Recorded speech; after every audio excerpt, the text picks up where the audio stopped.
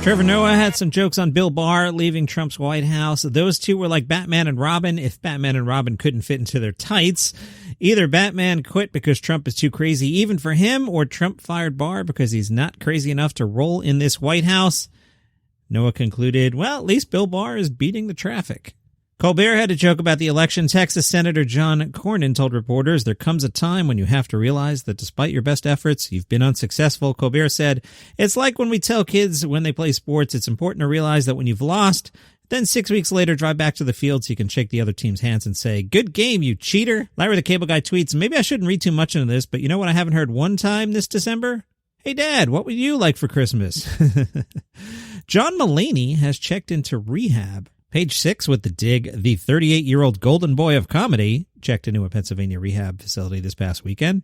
A source says John's friends and family are happy that he's finally getting some help and focusing on his health. His fans know he struggled in the past with sobriety. He's talked about it openly.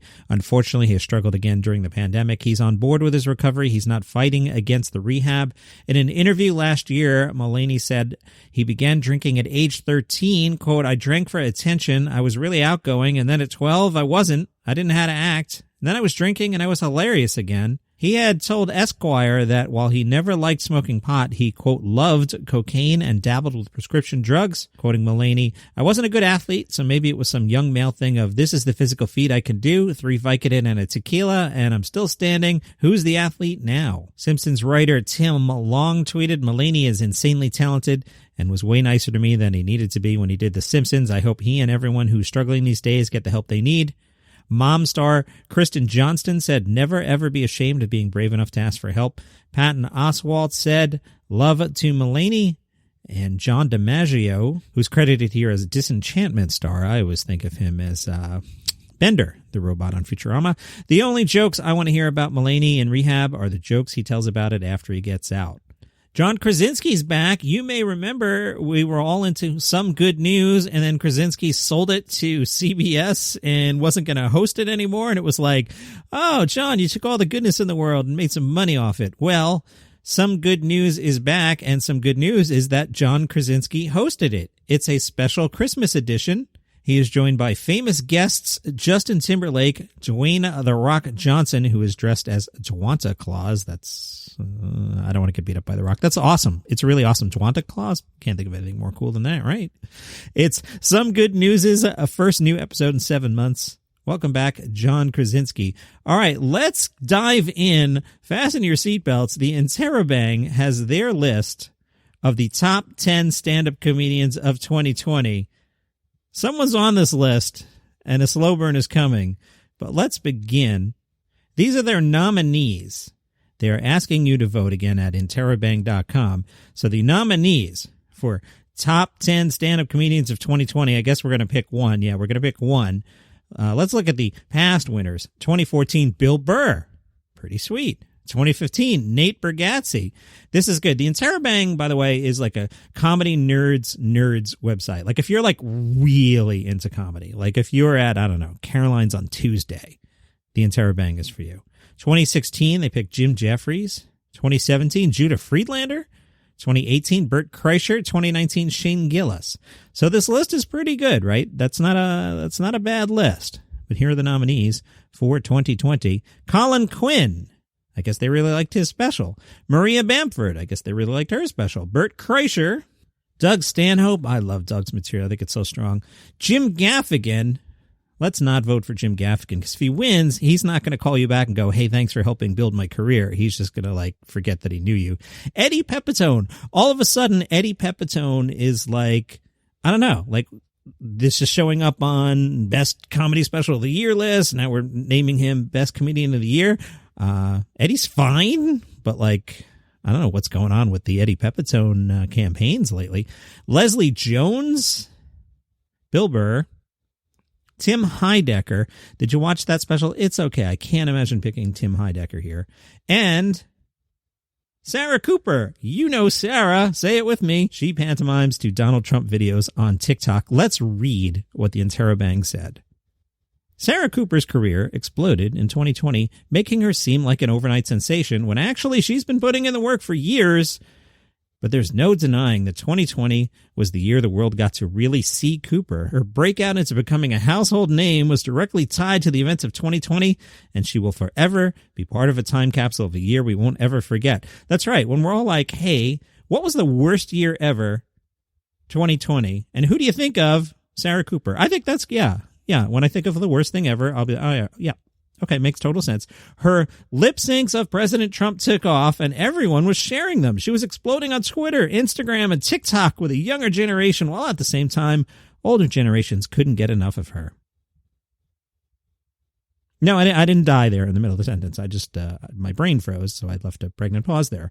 Late night was showing her videos. The morning shows were showing her videos. Afternoon talk couldn't get enough of Sarah Cooper, and not just for those viral videos. Oh, really? Many of our top comedy of 2020 was created prior to the pandemic, but Sarah's explosion of fame enabled her to be one of the few comedians who announced the new project, filmed it, and then released it all in 2020. Her new Netflix special, Everything's Fine, is a tremendous debut. Come on, Interrobang. Interrobang, I know you know comedy. You can't possibly believe that. Interrobang, you cannot possibly believe that special was good.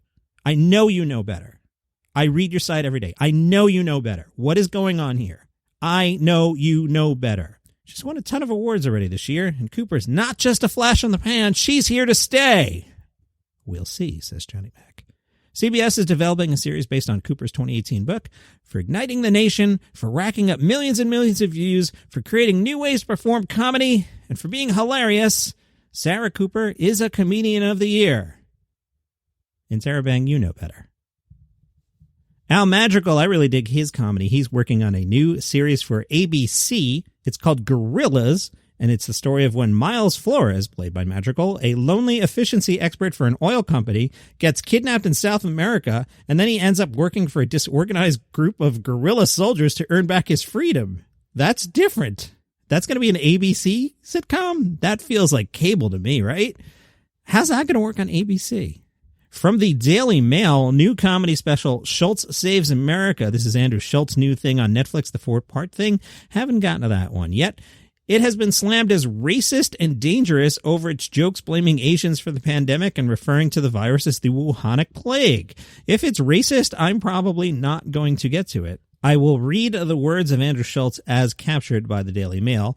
Andrew has said, I mean, let's be honest, next to squatting to smoke a cigarette, slinging viruses is their favorite thing to do. They make everything over there, bubonic plague, SARS, bird flu, corona, 15-second dance videos. I mean, Chinese viruses have killed almost as many people as Chinese dictators. Some reactions from Twitter. 1, congratulations to Netflix on releasing a comedy special that calls coronavirus the Asian parasite in the first minute and equates lockdown loyalists to lockdown protesters in the second. Another reaction, it's baffling that this kind of racism, which we know leads to real-life violence against Asian people, is approved by Netflix. Although some people like it, one positive reaction is, if late-night talk shows had witty writers with some balls and eliminated all the crappy parts of their show, you would have Schulz Save America.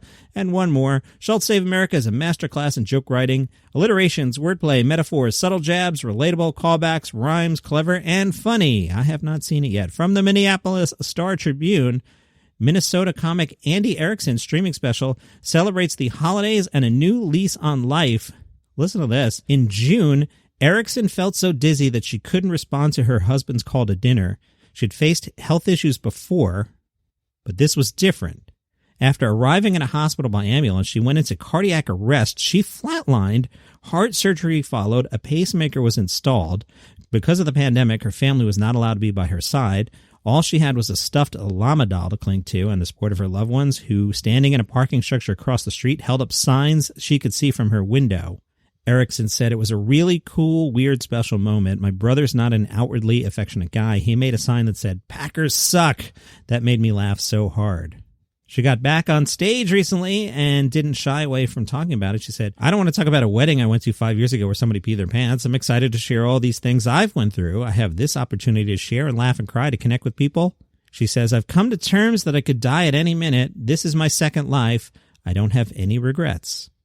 That's your comedy news for today. While you're listening to this, I'm at the dentist. If you missed yesterday, one of my teeth turned gray. By the way, I am scared of roller coasters and the dentist. So right now, as you listen and you're enjoying me do a slow burn about Sarah Cooper, I probably am in all kinds of personal paranoia, fear of pain. Give me more painkillers. There's no way the gray tooth is good, right? So, I might be here tomorrow, or you might hear a generic episode. We'll find out. You can find out if you follow the show on Spotify or subscribe on Apple Podcasts, and I don't know, maybe I'll see you tomorrow. One way or another, you will hear my voice. I'll schedule something. Bye.